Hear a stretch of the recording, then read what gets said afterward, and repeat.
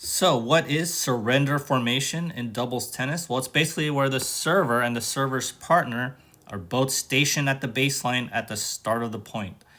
And why do I call it surrender formation? Well, before we get into it, let's check out this point real quick.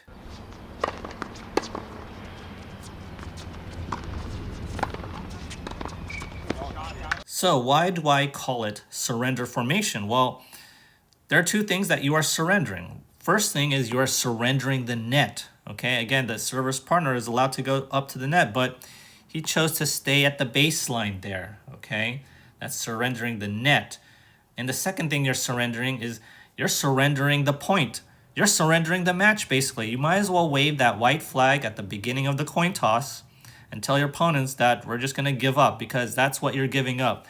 You're giving up your main advantage to play the net there, and you're just, you're shooting yourself in the foot, taking that advantage away and playing baseline all day where you shouldn't be. You're on defense at the get-go of the point where you should be on offense. And that's why I call it surrender formation. It's the worst formation that you can do in a doubles match. It's just telling your opponents, oh, feel free to come up to the net and pound away. That's surrender formation. And you may be telling myself here, right? You shouting into the screen, right?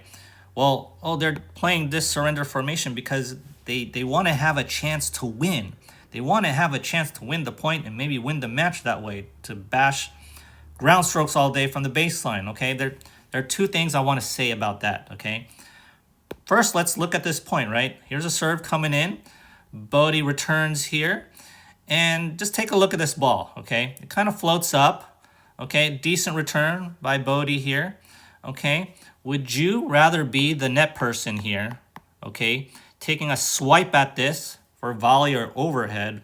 Or would you rather be this person? Let's see where he hits the ball. He hits the ball with a backhand, actually, on the baseline there, all the way to the back wall there. Okay, he's hitting a high backhand over here, way back. Would you rather be that person or the person doing this high volley or high overhead? Okay, I think the answer is obvious, right? The answer is super obvious. You'd rather be this person taking that volley or overhead. You don't want to be this person, right? You don't want to be taking a high ball backhand from there, okay? And Silas did the important thing to close into the net, put this volley in, and, still had a chance to go for that pass. But again, it's very tough for the baseliners here to react to these volleys because they feel rushed and they got to thread the needle for these passing shots. So very tough to do. And that's what happens with surrender formation. And there's another thing I want to say about surrender formation, and this may be the most important thing. Say you play surrender formation all day and you win your matches. You win or lose, it doesn't really matter. But say you win your matches.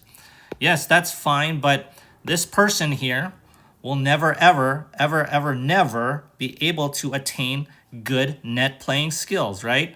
That net play will be taken away, right? The whole volley skills will be taken away. Poaching will be taken away.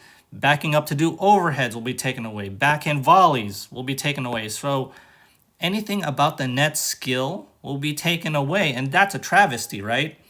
Your skill basically stagnates, and that's a travesty in itself.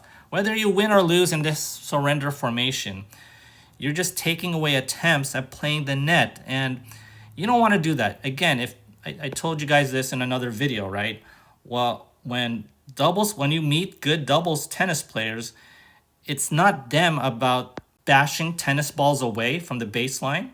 It's them being very good at the net, right? Good doubles teams are always good at the net. And if you want to be a good doubles tennis player, you want to get up to the net. And I want everyone to be very good doubles tennis players. So, so you're surrendering a lot of things. You're surrendering the net. You're surrendering the match, and you're also surrendering your ability to play the net forever. And that may be the most tragic thing of all. So don't play surrender formation. And one other addendum, because this question might come up. What about the returners, right? What if they are two back? Is that surrender formation? No, that is not surrender formation, because what's the difference, right? The returners should be on defense first, right? They're reacting to the serve first. And sometimes there are some really good servers out there. So they have to find a way to get into the point first before they can be on offense. But the serving team, they're on offense right away. They should be on offense, right? You have the serve, you have the position, right? You should be at the net here. So you have the offensive advantage already. So that's why I call 2 back on the serving team's surrender formation, 2 back on the returning team.